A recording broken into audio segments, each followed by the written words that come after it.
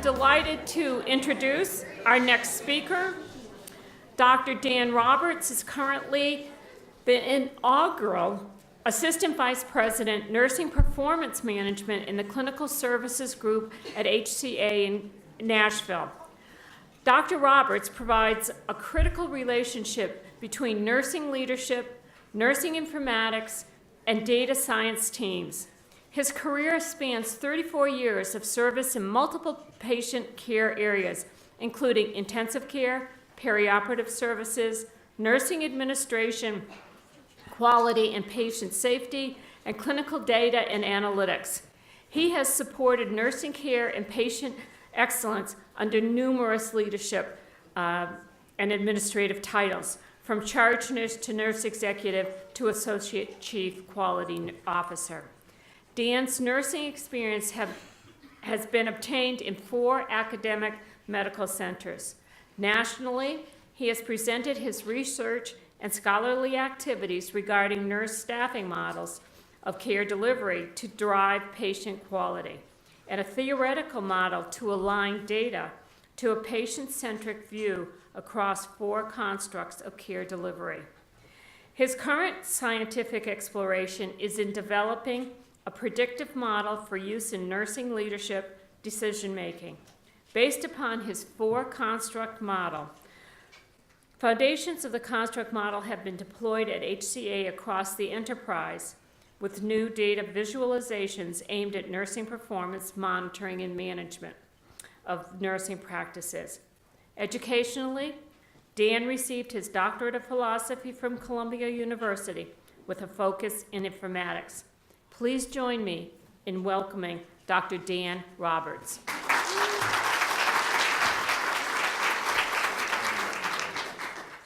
So thank you so much, Muffy, for the introduction, and thank you, NENIC, for the invitation to be here. If this is a great presentation to you today, you can thank Denise Goldsmith. She was the one who reached out and said, hey, Dan, come join us. If it's not good, you can blame Denise Goldsmith.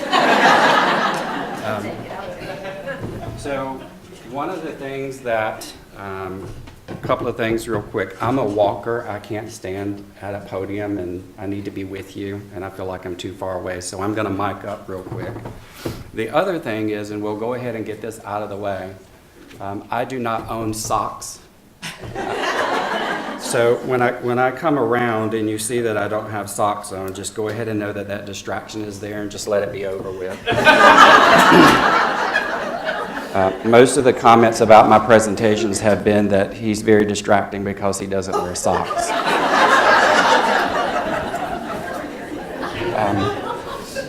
For those of you who are wondering, when I was on my way to school for the very first day, my Navy father, officer, is throwing his kids in the back of the car to take us to our first day of school. And when he actually got me to school, I was completely naked in the back seat. And I went home and bargained with my mom and dad and said, if I never have to wear socks, I'll go to school. I grew up in South Georgia, so we didn't wear shoes. We just ran up and down the street. So we're done with the socks. So thank you again. Who is HCA? HCA is about now 176 hospitals that span Alaska all the way to London. I am primarily responsible for, as my title says, nursing performance management, which really means understanding the data of nursing, the data assets associated with that data, and the valuation of nursing based on that data and those data assets. If you can imagine 80,000 nurses generating data, and how many nurses are active on a system right now generating that data. It's always a privilege and an honor to follow Anne. I think she does a very good job at setting the stage for where we are contemporaneously right now in our data space. I think it grounds you into what are the concerns and the issues, and I am the one who has to live the day-to-day pain, if you will, of those concerns and issues. So, nursing big data. How many of you believe that we're in the era of big data? Good, you're still awake. How many of you believe that we are in the post-big data era. Not as many hands. Watch this. What's going on at Facebook right now? Cambridge Analytica. Sound familiar? You've actually left the big data era. You are now in the post-big data era, meaning, as Anne revealed, meaning that you are now living in more data than you can manage. Big data was the onset of actually capturing that data and putting it into an electronic medical record by those clinicians who may or may not be involved in generating that data, right? Big data is the same as jumbo shrimp. Big data is, you know, it's this grand word that we like to use in conversations. And if you've seen big data, you've seen big data, and you know that my data is bigger than your data, so that's kind of how that conversation goes. You are living in a post-big data era. We had a great conversation last night with your NENIC board members, and as I said to them last night, if you're not a member of this organization, you should get on board real quick. NENIC is a steeple among those regional organizations that we look at to see what locally you're interested in and what you're doing. So it's important to go ahead and get involved in that. Don't come by yourself. Bring a friend. Because nurses are generating 500 million assessments are recorded at HCA annually. What is the job of a nurse in a hospital? Assess patients. Are you improving? Are you getting better? Are you reaching where you need to be in a patient-centric view in your care today? I look at 500 million, 500 million nurse queries that are entered into a machine every 90 days. And I have to make sense of that, which is not the easiest thing in the world to do. How many of us love care plans? No one? So when Anne talks about interoperability, and she speaks to the necessary need to have clinicians speaking in a patient-centric view, I don't want to hear from the radiologist. I don't want to hear from my oncologist. I don't want to hear from my primary care physician. I want to hear from them. Are you working together in a collective way that makes sense for the care decisions I'm making, right? So it's well and good for me to say my data is bigger than your data. Is my data harnessed to anything else? So just by show of hands, poll of the audience, how many of you have implemented technology in the last year? Implementers in the room, be proud of that. Raise your hand, look at you. How many of you are integrators? Thank you, Paula.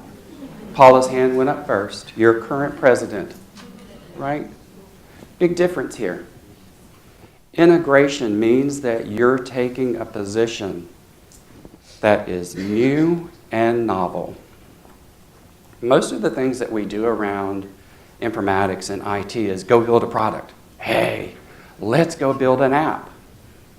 So problem equals IT solution. Think about the data later. So at HCA, I have a living persona, and that's Data Dan. 80,000 nurses know Data Dan. And so 80,000 nurses will send you an email and ask you a question, and then your Outlook blows up.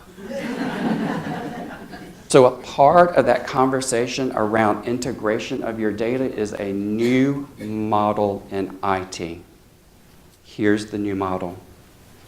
Nursing is a business owner. How many chief financial officers in the room? Paula, you have to change that. You have to change that. Here's why. Nursing is your largest business owner. And as a business owner, you need a knowledgeable chief nurse informatics officer who absolutely, fundamentally knows the workflow of nursing in every nook and cranny of your organization. If nursing is the business owner, the next step in that product development is knowing your data assets. I look at Ann. Ann and I both know I'm not going to build a product that is a single data entry point or use point, right? If you want to ask me about the acuity of a patient, you better ask me about the acuity of the nursing staff. We're no longer in this post-big data era thinking about discrete linear data elements. Systemness, I'll help you, Ann, I'll say the word too. Systemness is really about the human body. I have skin, I've got a liver, I have a brain sometimes. Systemness is really about treating nursing as a vital organ within the organism of healthcare, be that a hospital, be that a school nurse program, wherever that might be. So start thinking that way, that it is a human organism, because it touches humans, those who give care and those who receive care, right? So in that thinking, if we are taking those data assets up front and we're saying, don't bring me one data asset, don't bring me one data element, let's start looking at the complexity of data that's associated with this problem, staffing a unit, now you're ready to go build the IT product. So part of my job at HCA has been to claim the ownership of the nursing business in partnership with other data business owners. Data is messy. Data is federated. That's my data. You've made my day when you tell me that it's my data. Because if it's your data, guess what I get to do? Give you responsibility for it. So when I have those folks who are in the financial space telling me that they're the data business owner for that, I am happy and thrilled to hear it. And I tell them that's fantastic because Dan, at HCA, I'm not in the data making business. I don't make data. That's not what I do. To Ann's point, I make that data meaningful and actionable and informative and integrate it into the solutions at hand. So data business owners totally get and understand that you're trying to join their data into the solution for the product you're trying to create with your IT services. Post-big data era. And I did it, and I did it, and I did it. So here's the other thing about me. I am not technical.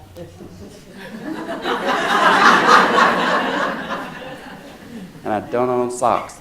I'm not technical, but I am applicable. I don't need to know R programming, Python, Hadoop. I don't need to know any of those other things. I just need to know about them. Because my experience is the application of the data, the information, and the actions from it. So do you ever go on these interviews and people say, Dan, what are your strengths? Tell us about your strengths. Tell us about a weakness of yours. And I always say, my weakness is I don't own socks. And the strength is I am very futuristic, self-assured, ideation are my key traits. And this is from Strengths Finders from Gallup. If you haven't done this, full disclosure, I receive no benefit, no reward, no money, no nothing. I just think it's very fascinating, the psychology behind this, because when I did this, I said, that's me to an absolute T. The middle thing here, the number 3, is your pivot point. And self-assured means that I, learner, number 2, take in so much information and try to understand it so that my ideas become the future. And my self-assuredness is I'm confident because I've gotten enough information from a lot of different people of a lot of different flavor to help inform the decisions we're about to make. I will release no data in no visualization until an end user, nurse, bedside nurse, manager has seen that visualization. I work for them. That's my job. So it's interesting to go in and into your psychological profile. I was kind of scared to do that, but I did it anyway. To kind of figure out what frames the way you make decisions, right? Because it's important for the people that you work with to meet you where you are. So I don't live in 2018. I'm in the year 2021. So the things that I'm doing at HCA are very futuristic. And most people just look at me and go the other direction. Futuristic people are always in the cloud. They're very hard to pin down to reality and what we're talking about today. If you ask me about a specific data point today, what is our run rate on this thing, I'm going to glaze over. Because you're bringing me back to a reality right now that I already know and I'm planning for in a future state. Watch futuristic and ideation people. We can be very lofty and in the clouds. And to a lot of people, that seems like we're scatterbrained. We're really not grounded in today. We're 3 years ahead, and you're going to see how my futuristic brain works as we get through some of this data visualization work. Is it time for a professional pivot? We had this conversation last night as well, and Ann touched on it a little bit today. Your stayed true and traditional CNIO, your stayed true and traditional nursing informatics coursework, your stayed true and current nursing informatics training is about to take a shift. We're in a post-big data era. We're still talking about implementing technologies. We're talking less about integrating data and technologies. And I think we are woefully undertraining our future informaticists. How many data analysts are in the room? Raise your hand high, be proud. Glad to see both of you. 3 of you. Can I ask you a question? No harm, no foul?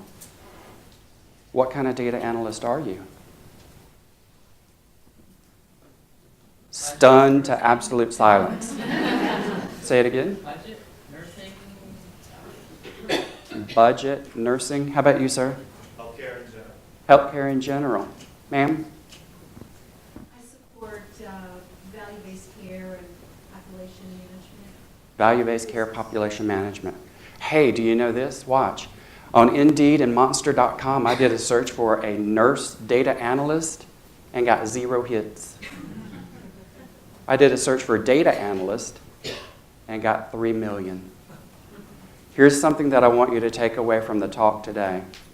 When you say data analyst, you need to put another word in there. Whatever that third descriptor is, defines your knowledge, skills, your attitude, and your behavior. What's the degree of a CFO? Heard it.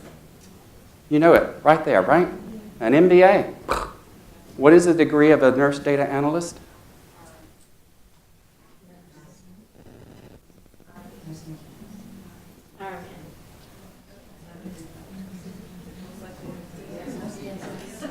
Work to be done.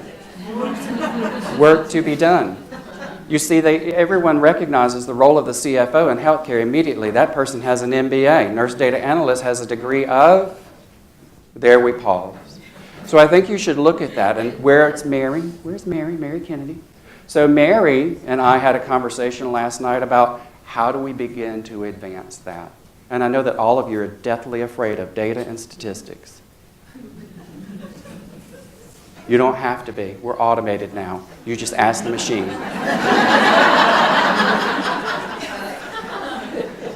Data strategy demands and dictates new things of us.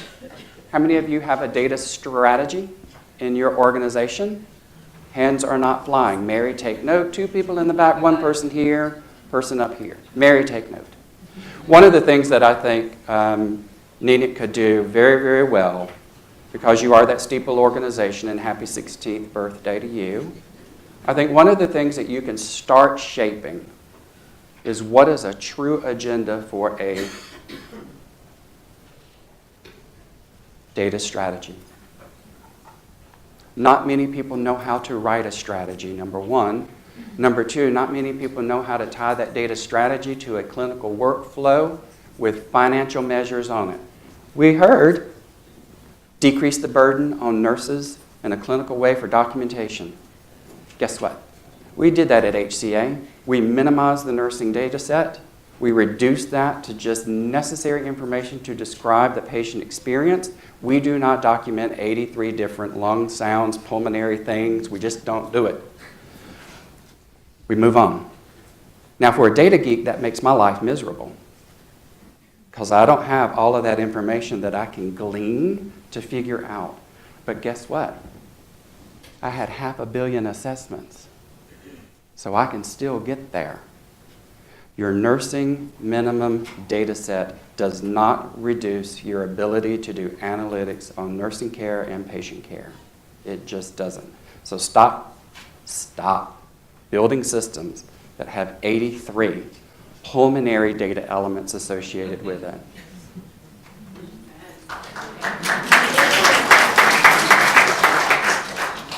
The moral of the story on the slide is NENIC is well positioned to start the conversation around a nurse-informed data strategy and the components of it. And the very first step in that is to erase one of the 7 deadly sins of data management, and that is shared data.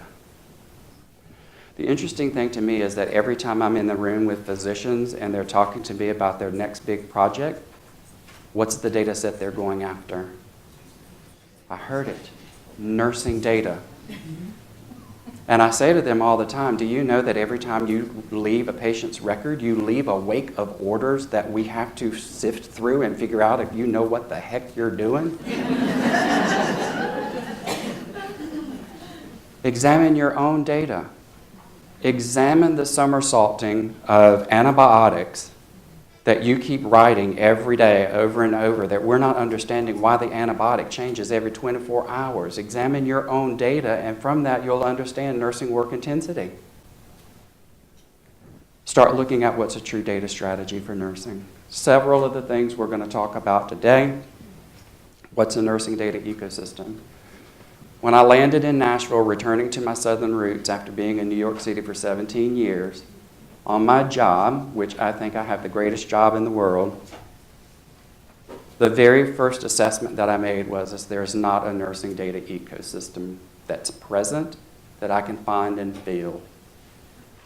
The need for the nursing data ecosystem is that if you want into the nursing space, you come into the ecosystem because we have clearly defined what nursing data is. And if you want to use RN turnover data, come get it through the nursing data ecosystem, because it's not a financial definition of RN turnover. It is a nursing practice definition and calculation of what RN turnover is. So we stood up and are building the nursing data ecosystem. We've already shifted from business ownership to business partnership in that data. So I have finance data, I have patient experience data, I have clinical excellence data, I have all of those data sets being formed under one roof for the nursing data ecosystem. Remember I said I don't make data and I don't own data. So when we stand up those visualizations, we give the ownership and responsibility back to finance to say, validate the data that we just took, validate the data that we've calculated, validate the data that we're putting in the visualization, validate the visualization because we're getting ready to post it. And they're more than happy to do that. That's the partnership that's associated with the ecosystem. Here's our nursing data portal. Tools, information leads to a learning environment, gets us to actions and outcomes. A lot of what Ann talked about. Give me actionable information. Let me see what I need to do today so that I'm not causing harm, I'm preventing it, and I'm advancing the health care of my patients.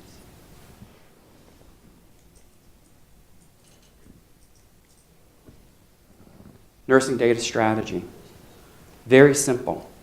You should be able to know what your strategy is just like you know where your car is parked right now. Our nursing data strategy is intended to reduce the burden of reports. We discovered that our unit directors, how many of you want to go and be a unit director? How many of you are? You see, that's where the reality lives. The reality lives with a unit director. So guess what? One of the first things I did with the nursing data ecosystem, build a facility supergroup that included those business partners. So they're our touch point. We never leave reality. We always stay with them. Is this visualization going to work for you? Yes, they'll say. How? I'll say. Because I want to make sure that we're aligned on the purpose for the visualization. Try receiving 73 individual emails with attachments for a report in your inbox every day. It will take you 2.5 hours just to open each report. So we said enough of that. Our data strategy is to streamline 12 of the most important items for a unit director to review, and we visualize that data in that way. We left behind all of those reports. We said, you're the data business owner. If they need detailed information, they'll come to you. Your partnership is more valuable than your report. And that's how we move that. Co-validated by the business owners. I told folks last night I have one of those shop bells on my desk. And whenever I get an email that says my data's wrong, I ring the bell. And so everybody knows that we're in this somersault about my data being wrong. My data being wrong is the localization of a definition. You see, every business owner will change that calculation slightly. RN turnover is all full-time, part-time, RN title, and a line of business. Has a specific code. Other people will add, it's anyone who's in the cost center of RN. Now you're at your unit secretaries, you're at your patient care techs, et cetera, et cetera. We bridge the gap between those calculations and the definition at the division level. HCA has 14 divisions. I have a division nurse analyst in all of those divisions.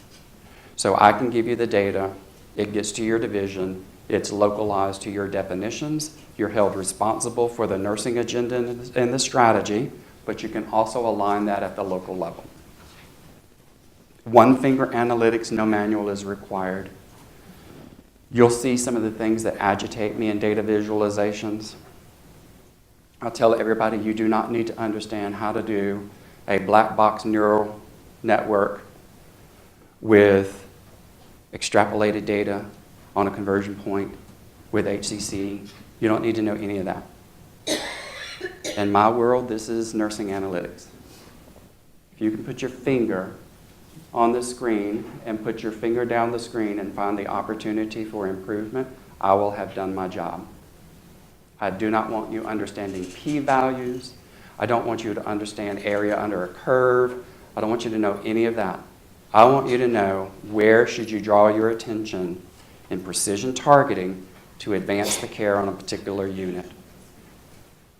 All technologies have a data strategy, not just those ROI measures. CFOs will always say, I'm going to do this, but what's the ROI? Okay. The ROI for you, when we went to a nursing minimum data set, returned 20 minutes of measured time to a bedside nurse. Their perception of return was 2 hours. A little different. CFOs don't like to measure perceptions in dollars. They like facts. So if you can imagine 20 minutes of a nurse's 12-hour shift, the other thing I don't do is math. That was a lot of money. And when we took that and we converted it into man hours as the unit of measure, and then we added what the value of a nurse was at 6 months in that nurse's career, we were able to convert that into FTEs. So how many full-time equivalents did you save by going to a minimum data set? and it was astronomical. HCA is a millennial employer. I see all my light-colored hair, people. I actually love that idea. 67% of all of our nurses hired are millennials. If you don't know millennials, you better learn millennials. You better learn that generation, right? They grew up on technology.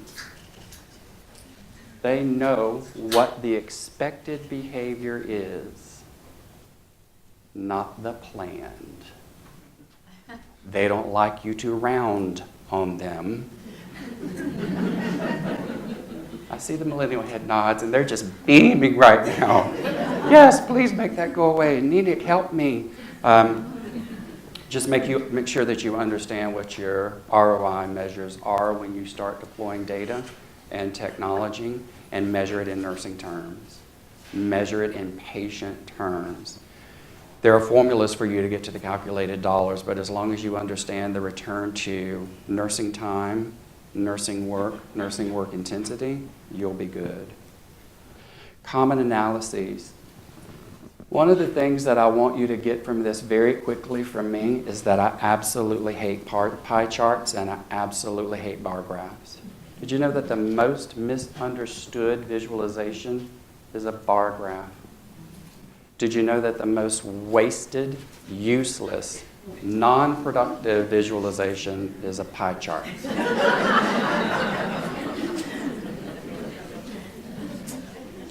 Why do you keep doing it? Every day a bar graph is presented or a pie chart, a little piece of data Dan dies. The other thing that I want you to get away from, and Anne spoke about this, you need to get away from the retrospective view of what happened 6 months ago in your CLABSI program. I have 5 lines hanging out of me right now because you forgot the 2 that are in my groin. And I don't really care what happened 6 months ago. So where's your real-time, near real-time process measure that you're identifying to help you advance care? Also in this, there's this whole notion of qualitative thematic analysis. So our nurses at HCA are converting to mobile devices. Isn't that great? Anne's already told you that we can reach them now on their mobile device. So guess what we're going to start doing? We're going to start signaling to them. And guess who wants in the game? Everybody else too. Let's get to the nurse. Oh, if I could just get to that nurse. Back off. You don't want to get to that nurse. HCA generates 90 million text messages every month. Why are we doing employee engagement surveys? Because guess what they're putting in that? If I have to work on this unit one more day, I'm out of here. That's an actual text. Now imagine that we hook up natural language processing, which I'm going to get to, and I caught that text message the minute it was there. Cambridge Analytica does. Why don't we in nursing? Would be a great informed data strategy to be able to do that. Don't forget the qualitative side of life. Qualitative analytics are really good. Hi, my name is Dan. What's your name? Kevin. Kevin, how was your shift today? Did you have all of the tools and equipment that you needed to do your job? As you're leaving today, do you feel like you gave the highest quality nursing care you could have provided? Only 2 questions I need to know. Did I give him what he needed to do his job? And did he feel like he performed at the top of his license with his internal mission in mind? If the answer of any one of those questions is no, I know I have a problem. He doesn't have an environment that feels safe to him. He's not providing quality care. We don't need 85 item surveys. It's 2 questions in the moment. I just did it. Quick and easy. Was it painful? No. Think about your qualitative analysis as well. Here's where we're going And I want to draw your attention to these two boxes, acting and thinking. There's the operations of things, which is the acting part. And then there's this notion of the analytics of things, the thinking. Cognitive analytics is a thinking problem. So one of the things that I'll say to you is, I'm back in the future now. Futuristic Data Dan believes that data systems will begin talking to nurses. Hi, Dan. This is Florence. I just want to let you know that your patient in the ED that's going to be in your care in room 365 is on their way. Last vital signs were, last med was. I noticed that they're late on a lab. Do you want me to go ahead and let a phlebotomist know to meet the patient at that room? Yes.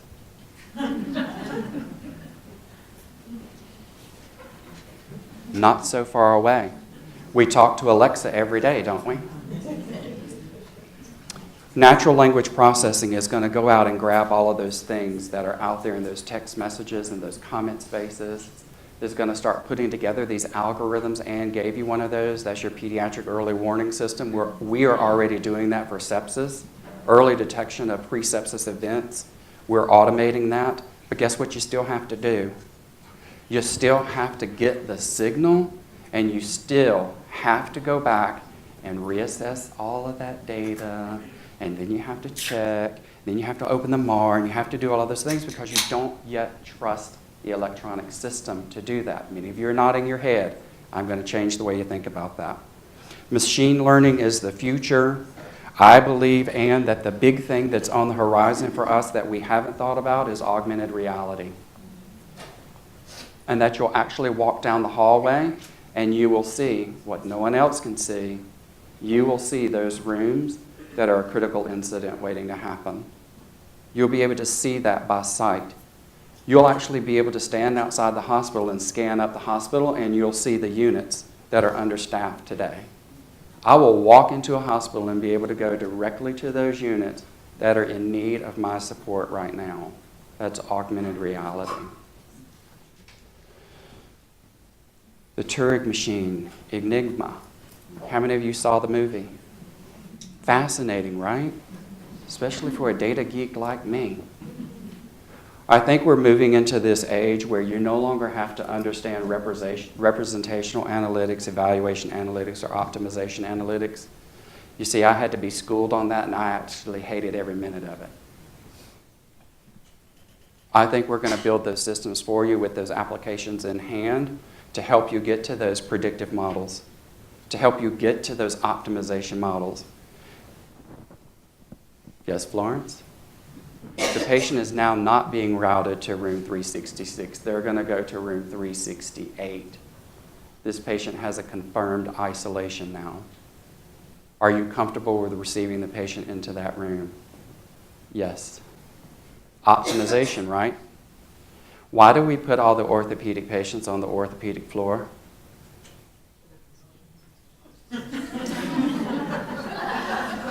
You're my new best friend. We do it for the physicians, right?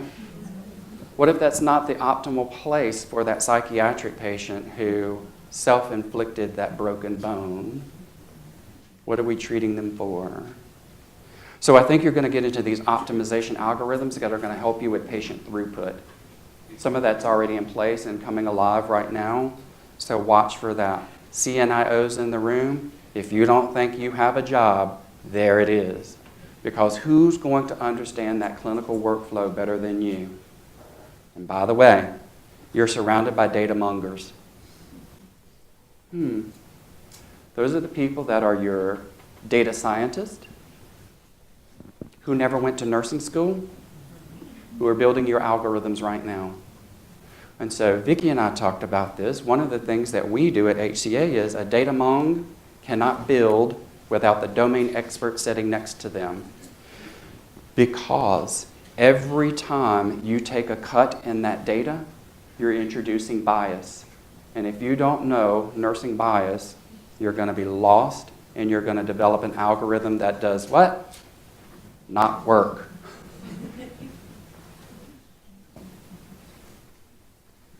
Here's some various visualizations of nursing work that we see. I will tell you right now, I get agitated when I see red, yellow, green, and blue. How many of you have red, yellow, green, and blue? Here's the thing that I would like for you to do. Where's Emily? That's the tweet signal. She's tweeting live for us. I want you to kill your dashboards. As the nurses in Colorado, as the nurses in Phoenix, all put on their red shirts and marched down the street in solidarity for an appropriate salary for teaching our nation, you should put on your red shirts and walk down the street and say, I'm no longer going to look at a report that is 30 days old. If you can't solve for me yesterday's information, I can't manage as a unit director or a charge nurse. You have to get out of this reporting. Kill your reports, kill your dashboards, ask for something different because you're making decisions on old data. And when you go speak to your nurses are saying, we don't do that, your data's wrong. Ring the bell. What you see in the top left with all of those different icons and symbols, how do you keep up with that?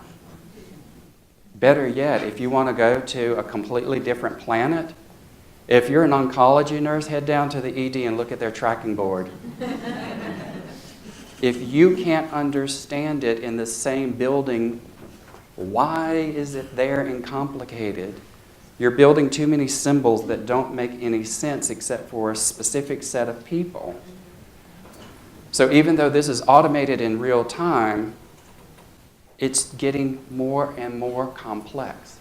And so even though we have this tracking board, oh, by the way, that the nurses don't even go look at because we measured that, what you don't see are all of the activities that are associated with a mobile device, with a, hey, Kevin, can you come help me real quick? This patient's going to need a blood check. You don't see any of that. You don't see any of the distractions that are associated with the distractions of the tracking board. So I think the visualization is completely incorrect.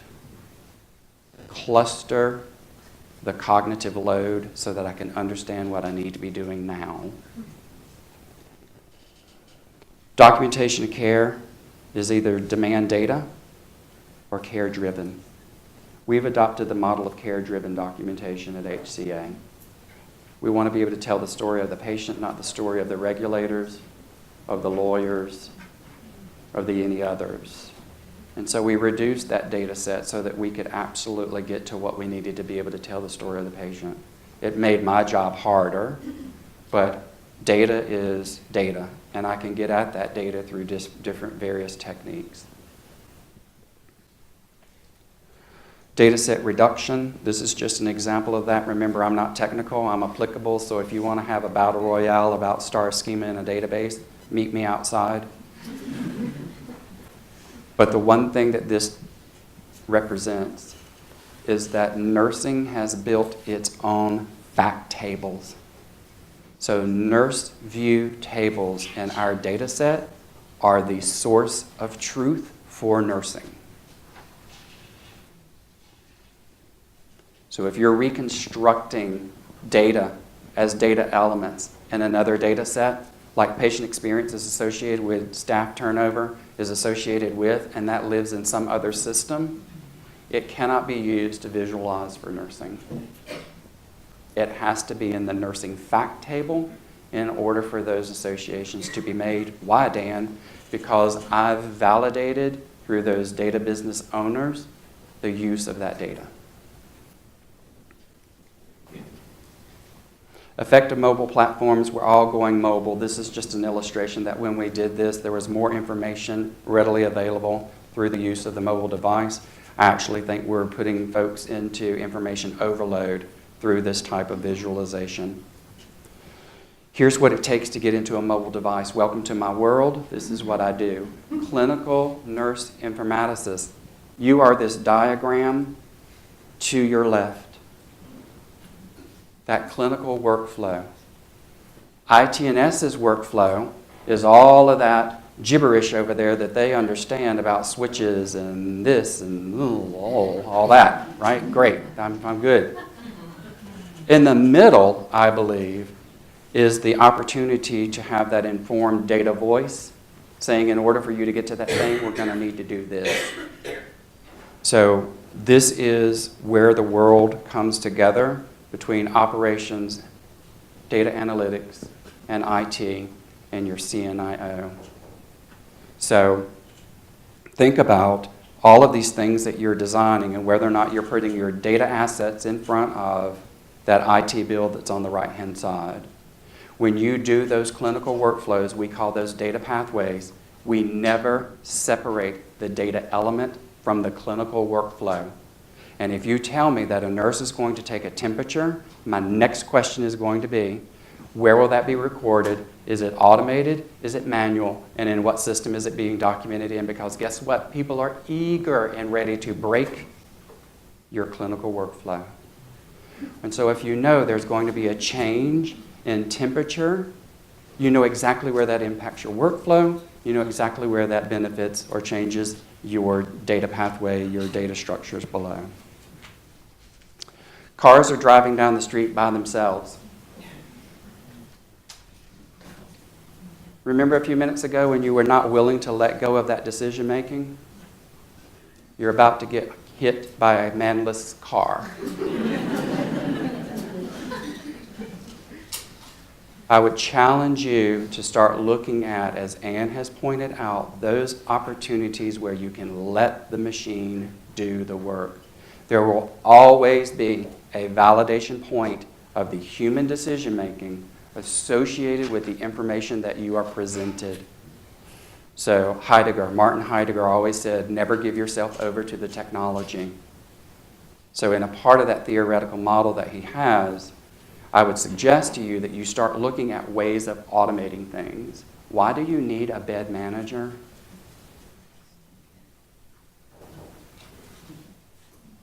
All of that information is clearly available to you, and if you look at that retrospectively, you know exactly where those patients should end up. Let the machine do it for you, and let Alexa tell you what the decision was. You can always bypass it, but you don't have to do this constant juggling of how do I get the patient where the patient needs to be.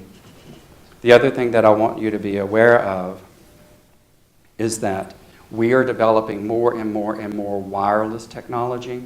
So that's coming to you soon. You're inundated by Bluetooth waves. You're inundated by all these different, remember I'm not technical, arrays of touch points down the hallways, right? All of that's happening to you right now. CNIOs, get in front of this and define those workflows through those data assets in order to inform what you want the technology to be. We can't keep connecting devices into things without the reality of what is the intent of all of this data.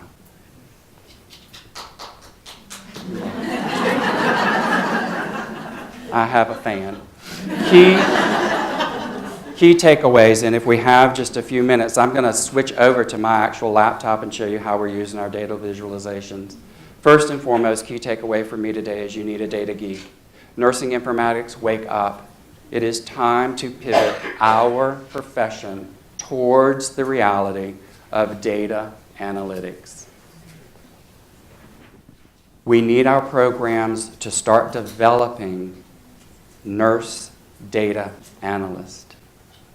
The other thing that I want you to take away from this is that cognitive analytics is coming. Computers are going to think for you. CNIOs, you have an absolute direct responsibility to be able to inform that cognitive analytics that's going to take place. It's already there. Pews as a signal to you. Sepsis alerts as a signal to you. High ER overflow is a signal to you. Start harnessing all of those things to your benefit. Machine learning is already in place. It's already there. You're in a post-big data era, and that's being done for you, and I don't think you're informing it. Information is based by the virtue of the creation of it. how you create that front-end user interface and how you define that data metric is the only way I can consume it. So think about what you're doing on the front end and how it's being created. Anne said this to you. I've been busy all day long walking this floor in front of you, and I've not documented one time on my patient. I'm about to go do that, and I'm going to click as fast as I can down this screen, and I'm going to document the last hour in about 20 seconds. Humans will always measure your analytics against cognitive resilience. Cognitive resilience is the ability to understand what you're trying to do to me and have I seen it before. If I've never seen it before, I'm more likely to reject it, which is why your visualizations need to be easy, simple to understand. Did I tell you about killing your dashboards? You need a bot to get ahead. Bots are those automated algorithms in the background that are going to help you do things that are non-value added to nursing. Dietary tray is in room 336. Non-value added does not need to be added to a workflow. It needs to be routed someplace else. When all else fails, refer to bullet number 1. So I'm going to switch over real quick just to show you what it looks like. And hopefully this will work. I'm not technical. I phoned a friend. I pretend.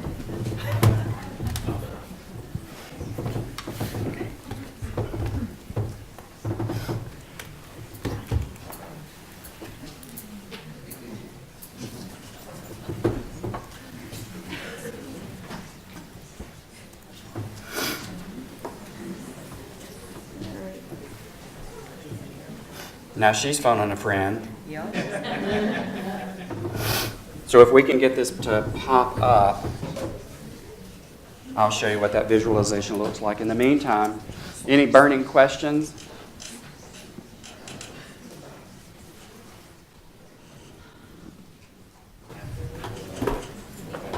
Yes.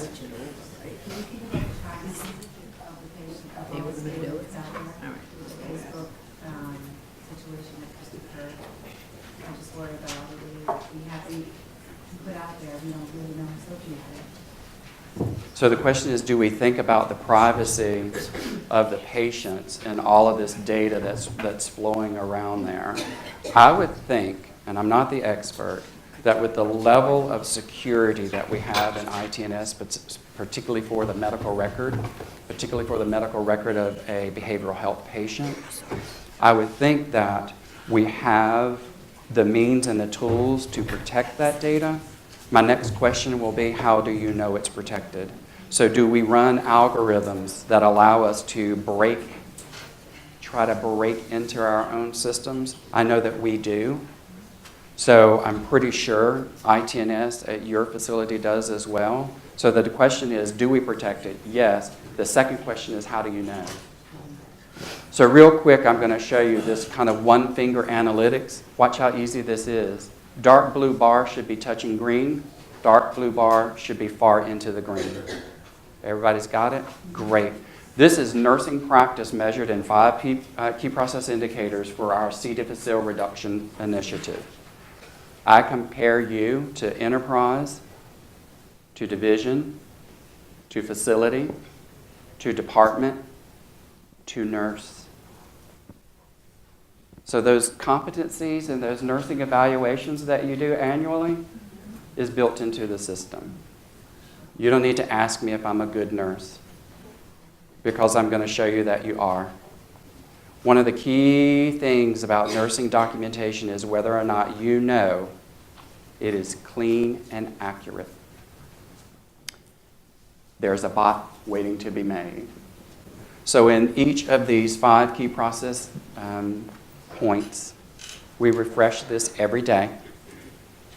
Every day a unit director gets this automatically distributed to them.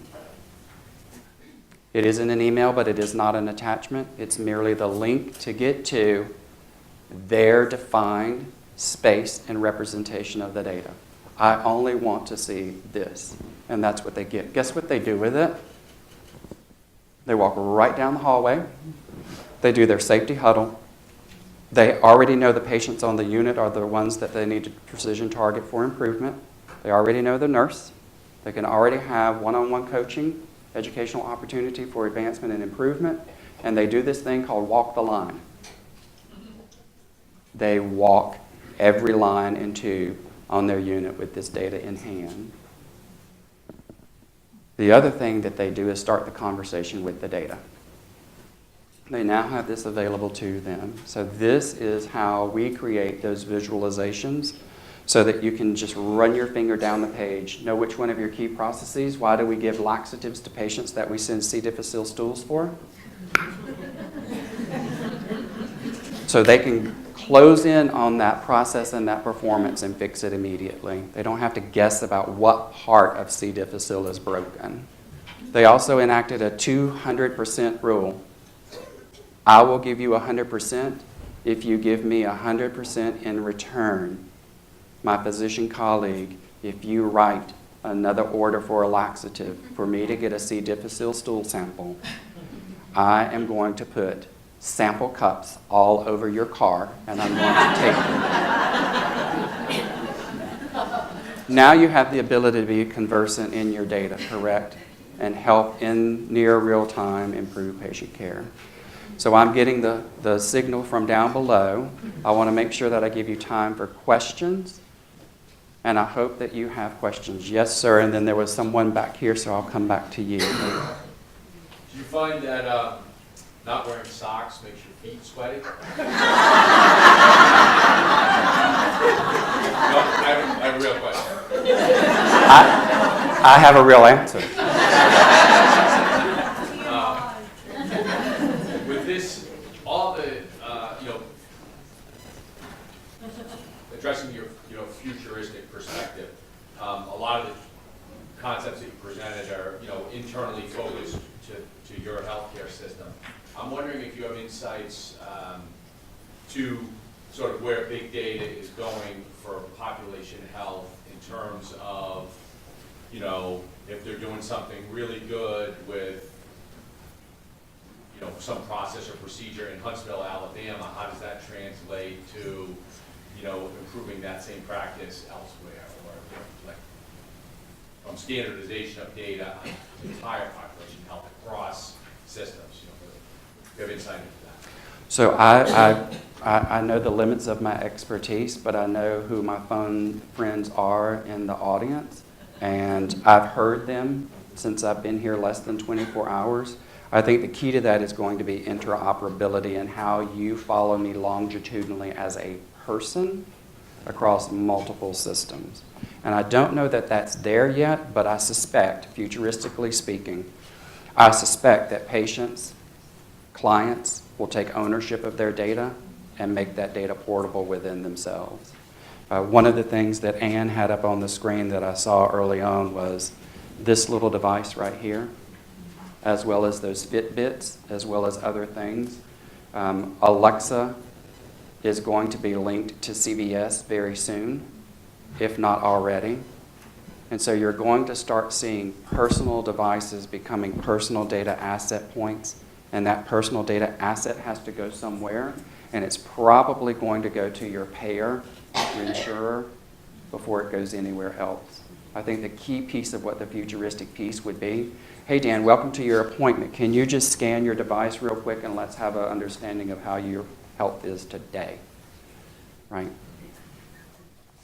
Interoperability is the thing that I believe is holding us back. Ann, any comments that you would make on that? Question in the back. Similarly, across your organization where you have the integrated system, and when you think about value-based care and the team approach across the systems, have you been developing the kind of analytics and visualizations that you described so that whether it's bundles or new payment models or whatever, you can kind of make those stories as well? So very good question. One of the things that you heard Muffy describe me as is that four-domain construct of what we're looking at and how we model that. We're measuring each team member and team total contribution to the value added by that team and the progression of patient care. For example, You'll have a physician that's very intensely using lab and lab resources and one who isn't. You add that to an inexperienced nursing workforce, and you add that to a lot of velocity on a unit, high turnover. Patients come in and out.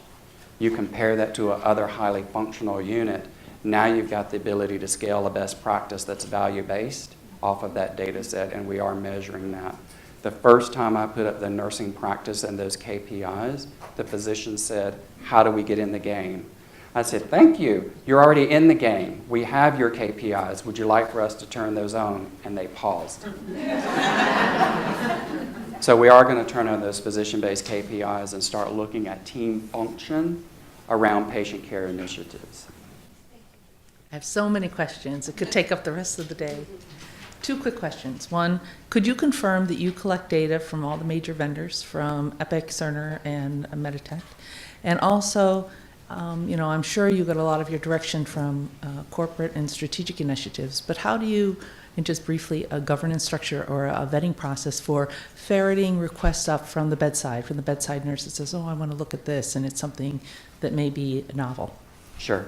So we touch 5 systems: Cerner, Epic, Meditech, some level, Meditech, 6, some other level. So we have not, Mary, moved their data into our enterprise data warehouse or clinical data warehouse. We're in the process of doing that. As you can imagine, the conversion from those tables to what we have at HCA is a little bit complex, but we are looking at doing that. So we do touch all of those vendors. Different applications for me to do the visualizations. The 80% rule is that 80% of the nursing workforce will look at these visualizations in anticipation of Epic coming on board. We believe that the Epic data set is going to be into the EDW mid-October. So we will have all of that data. Good question.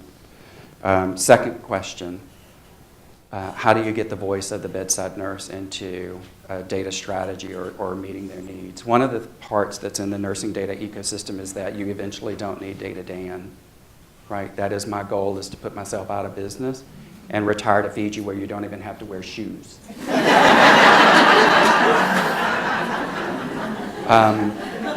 I absolutely believe that nurses are very smart. And if you give them the right tools, they'll be even smarter. So one of the things we're developing right now, and hopefully we'll have in place as a test trial in the next 3 years, is self-serve analytics. A nurse wants to ask a question, and the nurse wants to know, which should I do first? Should I go do this or that for my patients that I have today? And the answer comes back automated, neither. You should go see this patient because their anticipated date of discharge is today and the order is already on the record. And the nurse had no idea that the order had been placed.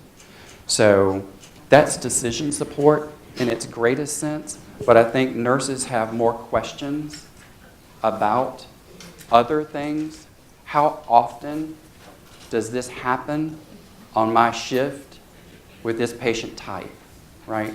I think that's where you start building the research bridge that we have broken. You start to build the research bridge where inquiry from the bedside is coming directly from those nurses, and we start to see this groundswell of nurse-generated questions in the research space. It doesn't feel artificial anymore. It feels intentional. So we should have stood up that self-serve analytics engine within 3 years for nurses to ask those very questions within the medical record, within the workflow that they're doing. CNIOs, please help me there. Because the last thing I want them to do is to depart from the work that they're doing to go ask the question. I want them to ask that question while they're doing it. Now let's talk about my favorite thing, metadata. I want to know how often that question is being asked. Why is my patient bleeding from their eyeballs with a fever of 106? We heard 6 nurses ask in the Florida division, very close to Miami. So now you've got a bot that says it's highly likely that all of these patients are being admitted from the airport that they might have Ebola, right? That's the level of sophistication that we want to get to, but we do want a self-serve analytic engine for nurses to ask those very questions. Thank you very much.